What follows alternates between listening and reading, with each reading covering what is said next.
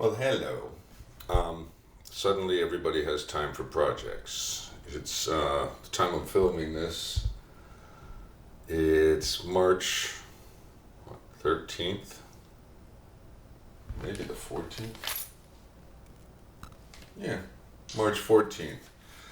Um, Obviously, you're saying, what's all this stuff, video game stuff, all of a sudden, Dave? Well, as a musician and as somebody that works in the entertainment business, I work for a sound company. Suddenly I have a little extra time for projects. I figured maybe some other people did too. And why not kind of incorporate a couple of my favorite things? I like guitaring and I like gaming. I like to play. Takes me places that I can't go, you know. And if you're still watching, and you're interested in what I'm doing, what I'm trying to do is add a foot switch to my USB encoder. And why I want to do that, I'll get further in depth here in a minute, but if you have programmed a Raspberry Pi or any kind of video game thing, I have no idea if this is going to focus, but this is a USB encoder. It has a little USB spot right here for it. These pins all connect to these guys, the cables. This is your button configuration or joystick configuration. You get this that plugs into the buttons, and then you get a common ground. And it's a lot like making pedals and things like that. You have all sorts of ways to make things say yes and no, basically. This is one of the kind of foot switches I'm talking about. This is a nice quiet one. I don't think I'm going to use that because I don't like the way my foot sits with it when I'm sitting and playing a game. I tried this one. This one works. This is a great one. This is how I programmed it because this has, I'm upside down here. This has, I don't know if you can see, FS5U, which is the momentary, or FS5L latching modes for your B switch or your A switch. So both of these can either be, us guitar geeks know that it's nice to have things latch, and then sometimes you want a momentary. So this can be either or. For what I'm doing, I'm going to have it in momentary, and I usually, for my guitar stuff, clearly have it over here on this side of the polarity, which I have no way of knowing if that's plus or minus, but either way, it's reversing that polarity. At some point, somehow that switch reverses it or puts it normal. So when I guitar, I put it over here on that mode. I put a little silver mark just so I could easily quickly reference it. But when I'm gaming, I want it over here on this, apparently. That's how it makes it work. So I have both of them set for the polarity to the right and both of them set into momentary mode. I'm also going to try this with these guys so that I can kind of spread those switches out. Sorry for all my clanking. But these guys are also momentary. And I think they're going to be in the proper polarity setup as that one, since these are also Boss switches or something similar. That's kind of the trick here, has been figuring out the polarity of them. So basically what I did with this in the back here, I'm going to move this and I'm probably going to make some banging noise, but you see right here I have a TRS cable going into a 1/4 inch panel mount, which you can get from all sorts of online places. And then I have one of the color lines that go to the encoder going to one of the switches. Actually, the brown is one of them, the pink is the other, and then I use this individual line for a ground.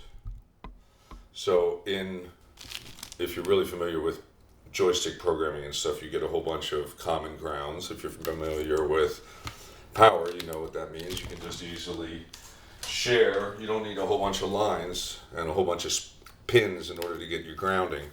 So, and then this would be your switches. So on this particular arcade unit, I have 2 switches, and I want the front panel to just have joysticks. I want it to have the Robotron look, a twin stick look. So inside I have a USB encoder, a couple of these already, and then of course a USB cable. So that's all in there. I won't get into depth with all of that. The other thing you need for this is a TRS cable. If you're just doing one switch, you can do a TS cable. Like here's a TS cable, you know, that's, you see the difference. You got 2 points on the TRS. See right there, you got tip and an extra little line right there. That piece of metal is your ring. Whereas in this one, you just have tip and then the grounding. These both have grounds. That's what that long part of it is. This ground area is broken up. And you can hear that with the multimeter if you check for continuity, so that when I touch these together, they make a terrible sound. So if I touch the ground one, I can hear that happening. If I touch this one, you can hear that I have a pretty bad connection going on. This one right here would be the ring, and that's not there. But if this was wired to that, the way that I have that one wired up, where this was wired to that, I'd get connection there, and I wouldn't hear it anywhere else. And that's the goal. You don't want to hear it anywhere else. These encoder boards make it really easy. And then the ground is just going to the encoder board ground. So I'm going to start off with this switch when I start my actual playing here, and you have to actually go back in and reassign. I've already done all this, but if you are adding this, you'll have to obviously reassign your controls. The USB encoder won't recognize stuff right off the bat if you haven't assigned the buttons to it. And basically my goal is to be able to play twin stick games without having to let go and hit either one of the other assigned buttons. That takes you out of the element using 2 sticks. So I'm really excited about this because it just means that I've added a little versatility to this. Instead of playing 20 some odd games that are just the twin stick arcade style shooters, I can also play another, 25 or so. I have a list of them all. Some that require buttons, some that don't. I'm geeky. This is my project. And I can do what I want. So I really like the look of the Robotron cabinet, and this is eventually going to become that. Alright, so this is my newest build.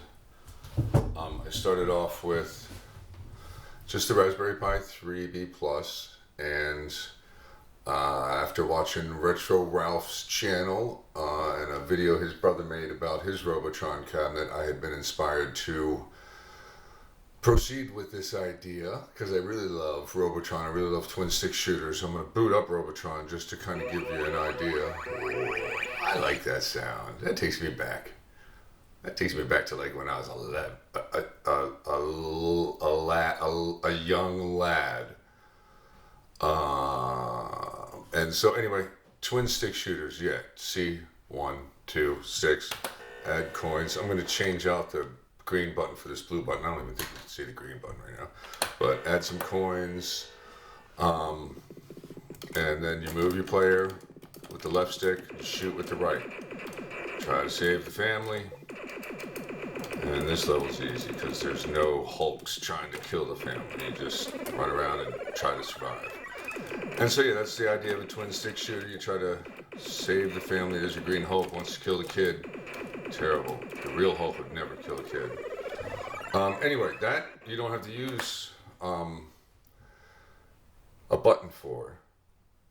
But there are some games that I want to play that you do have to use a button for. Let's see. For example, Total Carnage. Kind of the follow-up to the follow-up of Robotron. You lay bombs. So let's see. I have done this with this switch, and I've been able to very quickly and easily lay bombs with this one. This is too clanky and they're too close together for me to work with. So I'm going to see if the way that I programmed it works with these two, and then I can kind of spread them out so I can comfortably sit and use these the way that I want to. So I'll go ahead and pop them right here for the moment. I think for this game it's just one extra switch. Oh, one thing I wanted to say while I had this out if you do this and you end up putting your encoder lines directly to that 1/4 inch pass through like I did, you're going to want to crimp just a little bit, just a touch of this so that it grabs right on. And that rubber stuff doesn't fit at all. I'm going to bring that volume down. My player 1 start button is down here. I originally had that to plant bombs. So now you can see that button, that foot switch, yeah, it's doing what I want it to do. I'm out of bombs, so I shoot these guys and grab, oh, missed it. Obviously the optimum way would be to have taller sticks that have buttons on the actual joystick, but then I'm cutting into my view of the screen. So this for me is good. I didn't even route any of the area under here for the joysticks because I want them to be low. May change the color. I'll probably make them red like the traditional Robotron once I get there. But yeah, that's pretty geeky, right? I mean, like, I'm a guitarist, but we all have hobbies, and one of my hobbies is guitaring, but I've been gaming a lot longer than I've been guitaring. I started gaming when I was, when the 2600 came out. Actually, I had a Pong system in my second house, and those are my early memories of being a kidder. Hooking up the Pong to the new huge tube TV my dad and 17 of his buddies carried into the house, and then getting an even bigger one and having an Atari 2600. Eventually, and then I was jealous of my cousin who had it in television, and I was jealous of my buddies up the street who had ColecoVision, and so it was just a constant thing. And then I ended up with Commodore 64 and then guitars, and so the Commodore 64 had cool music programming, so I'd sit there and, I mean, that was the beginning of looping for me, really, was playing with my Commodore 64 when I was not 1985, I was 15, okay, I'm old, alright? I'm trying to hide it, but I'm old. But yeah, in 85...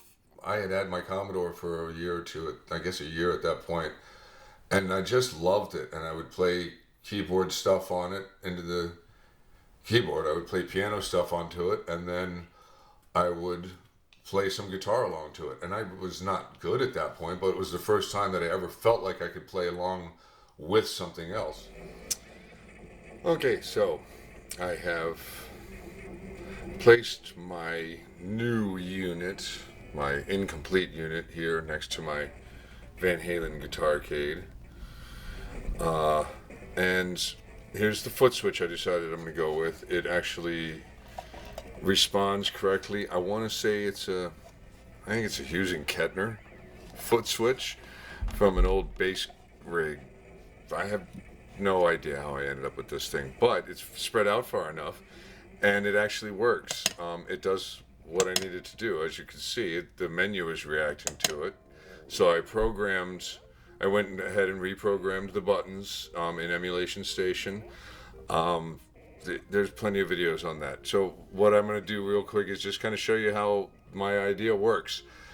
Let's see. So this is, like I said, a dual stick setup. I always want to have my hands on the sticks, but I want to be able to hit some buttons.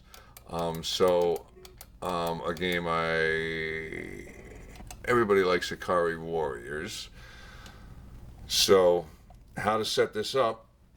You're going to want to do it in MAME after you set it up in Emulation Station. You want to do this in MAME.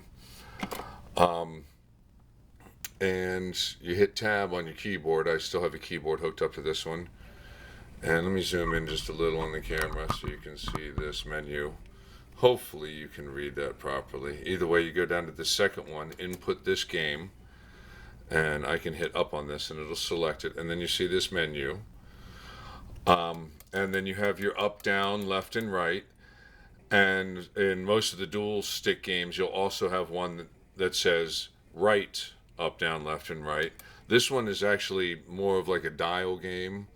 So I'll use this joystick to go left and right. So you can see I have dial set up to be this RetroPad X and Y, which is this way and that way. And then down here at the buttons, I have player 1 button 1 and player 1 button 2 set up to be left and right, which are these guys. So you just come down here, you can see this is working. I'll hit tab to program it, and actually, oops, I'll hit enter to program it, which would be this way. And then I have them backwards, wired backwards. Right is reading left and left is reading right, but you can see it's registering it. Select this one, register that. And so now what I can do is I can come back here, start up a game, put this down at my feet,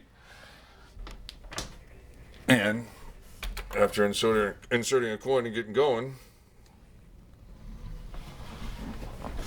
I'll be able to fire with my right foot, and I'll be able to launch grenades with my left foot.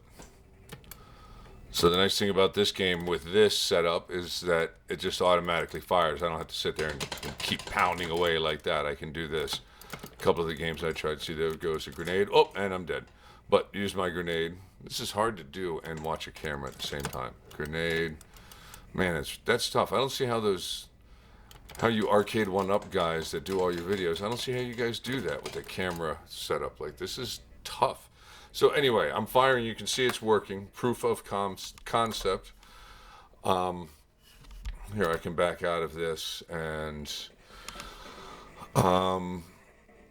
so this image is just set up with mostly stick games. What do we have? Oh, I have Turbo. Here's a great example of how to use this. You guys like racing games? Oh, where is Turbo? So I have gas on my right pedal and brake on the left pedal. That makes sense, right?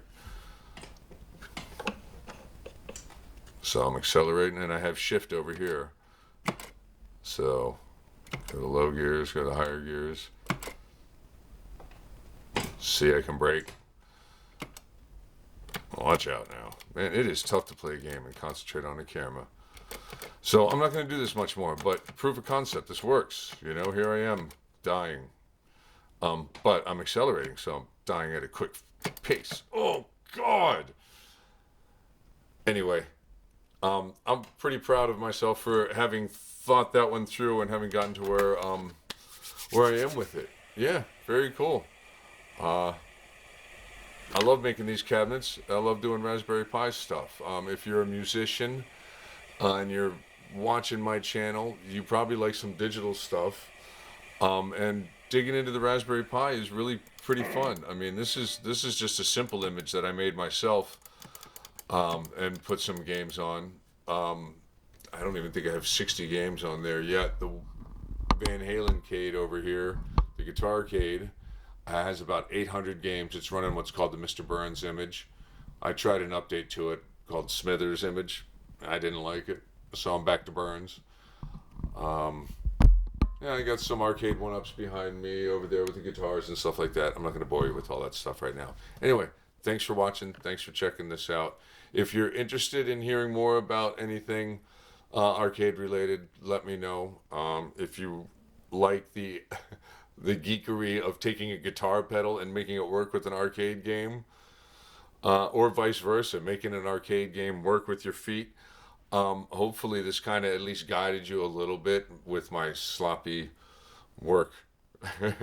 I'm going to mount that thing on the side here so that the cable just eventually will come right out the side, not wrap around out the back door. But this works for right now. So anyways, hey, thanks for watching. Make sure you like, subscribe. Feel free to share this. Talk to you later.